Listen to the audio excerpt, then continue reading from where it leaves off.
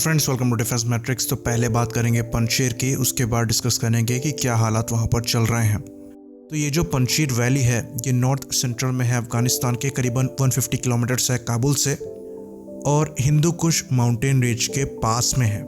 इस वैली को पंजशीर रिवर जो है वो डिवाइड करती है।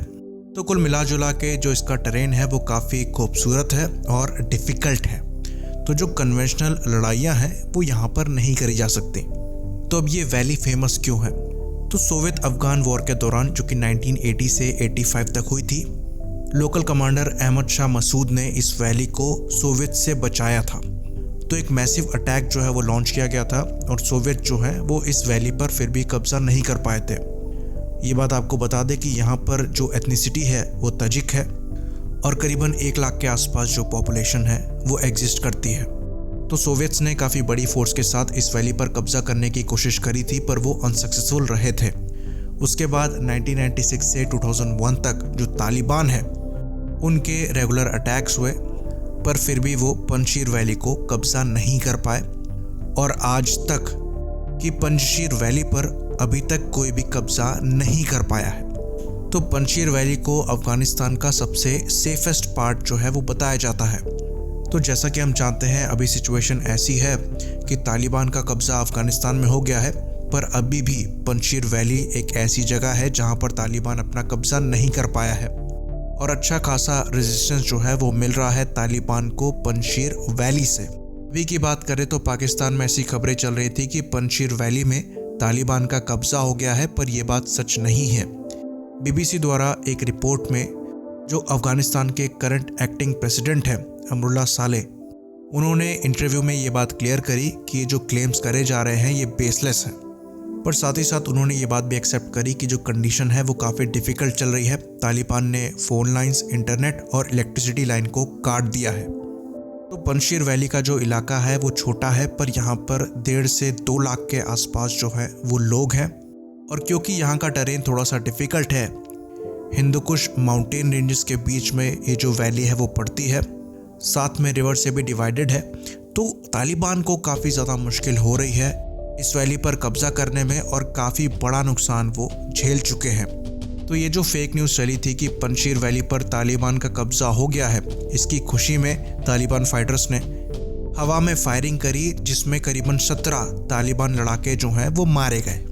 अब तक की जो लड़ाई हुई है उसमें रेजिस्टेंस फोर्सेस का भी नुकसान हुआ है, करीबन 100 के ऊपर उनके यहाँ भी जाने गई हैं। और तालिबान का और बड़ा नुकसान हुआ है और जो नंबर्स हैं वो थाउजेंड्स में हैं।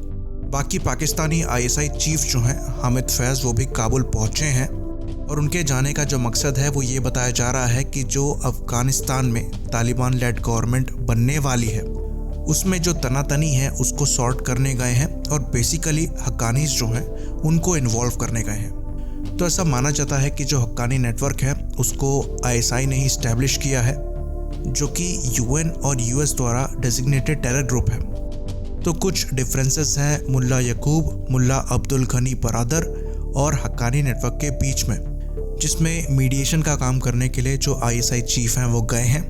तो यहाँ पर पाकिस्तान का एम है कि जो हक्कानी नेटवर्क है उसको मिलिट्री पावर मिले, जिससे जो लोकल अफगान है वो खुश नहीं है। ऑल्दो ये बात और है कि पाकिस्तान द्वारा पूरी तरीके से डिनाई किया जा रहा है कि जो तालिबान है उनको कोई भी सपोर्ट पाकिस्तान द्वारा नहीं दिया गया है, और जब चीज़ें सामने नज़र आ रही हों तो ये बातें बचकानी लगती हैं। तो ऐसा माना जा रहा है कि काफ़ी सीरियस नेगोशिएशन जो है वो चल रहा है तालिबान लीडरशिप और हक्कानी नेटवर्क के बीच में गवर्नमेंट को बनाने के संदर्भ में, और कोशिश ये करी जा रही है कि जो गवर्नमेंट है वो ईरान मॉडल पे बने, जैसे कि वहाँ पर एक सुप्रीम लीडर है जो कि हेड ऑफ स्टेट, और पॉलिटिकली जो लीडर्स हैं उनके ऊपर एक रिलीजियस अथॉरिटी की तरह हमेशा रहें। पर यहाँ पर डिफरेंसेस हैं। जो मुल्ला यकूब हैं वो मिलिट्री एलिमेंट को लाना चाहते हैं अफ़गान कैबिनेट में और पॉलिटिकल फैक्टर्स को दूर रखना चाहते हैं, जबकि मुल्ला बरादर जो हैं वो पॉलिटिकल फैक्टर को रखना चाहते हैं। तो ऐसा माना जा रहा है कि जो गवर्नमेंट फॉर्म होनी है वो अगले कुछ हफ्तों तक डिले हो सकती है। बाकी अमेरिका द्वारा पाकिस्तान पे दबाव बनाया जा रहा है कि वो अमेरिका की हेल्प करे ISIS के और अलकायदा से लड़ने में, जैसे जैसे तालिबान का जो टेक ओवर है वो अफ़गानिस्तान पे चल रहा है।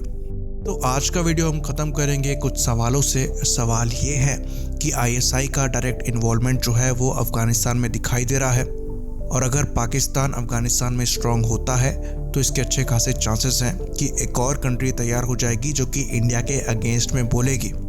और ये जिस तरह की कंट्री है, ऐसा लगता है कि ये पॉलिटिकली चीज़ें नहीं बोलेंगे, बल्कि इनके जो ग्राउंड है वो इंडिया के अगेंस्ट में यूज़ किए जाएंगे।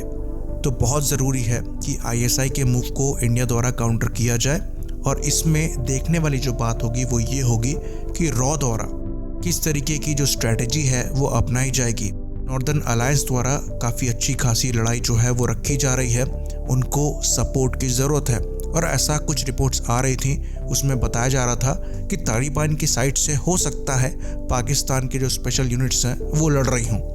तो नॉर्दर्न अलायंस को मजबूत करना बहुत ज़रूरी है और उनको एक मजबूत सपोर्ट की ज़रूरत है। बाकी ये बात भी आपको बता दें कि इंडिया और अमेरिका के बीच में जो नेक्स्ट 2+2 डायलॉग होने वाले हैं वो नवंबर में होंगे। इसमें हमारे एक्सटर्नल अफेयर्स मिनिस्टर और डिफेंस मिनिस्टर इन्वॉल्व होंगे अपने अमेरिकन काउंटर पार्ट के साथ, और उससे पहले इस महीने ऐसा माना जा रहा है कि जो हमारे प्राइम मिनिस्टर हैं वो अमेरिका विजिट कर सकते हैं, जो अमेरिकन प्रेसिडेंट हैं जो बाइडन, उनसे मिलने के लिए। तो हमने कुछ दिन पहले रिपोर्ट किया था कि इंडिया में हाई लेवल कमेटी बनाई गई है जिसके अंतर्गत अफगानिस्तान को लेकर स्ट्रेटजी बननी है। इसमें हमारे NSA और एक्सटर्नल अफेयर्स मिनिस्टर इन्वॉल्व हैं।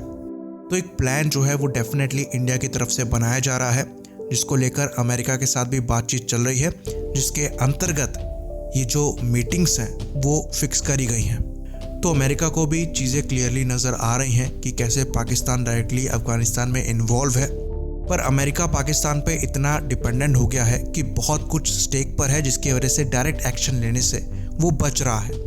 तो अमेरिका द्वारा कोशिश करी जा रही है कि अपने आप को पाकिस्तान से इंडिया की तरफ शिफ्ट किया जाए, जिसके अंतर्गत अमेरिका की जो स्ट्रैटेजी है उसमें एक बड़ा डिफरेंस जो है वो अब नज़र आएगा, और फ्यूचर में पाकिस्तान के अगेंस्ट में भी कुछ एक्शंस जो हैं वो देखने मिल सकते हैं। साथ में तालिबान के अगेंस्ट में भी अमेरिका के कुछ एक्शंस जो हैं वो दिखाई देंगे। ये बात भी आपको बता दें कि कई यूरोपियन कंट्रीज़ हैं जिन्होंने तालिबान द्वारा फॉर्म करी गई गवर्नमेंट को रिकॉग्नाइज करने से मना कर दिया है। तो आगे चीज़ें कैसे अनफोल्ड होती हैं ये देखना इंटरेस्टिंग होगा। इसी बात पर इस वीडियो को भी हम ख़त्म करेंगे। लाइक करिए, सब्सक्राइब करिए। जय हिंद।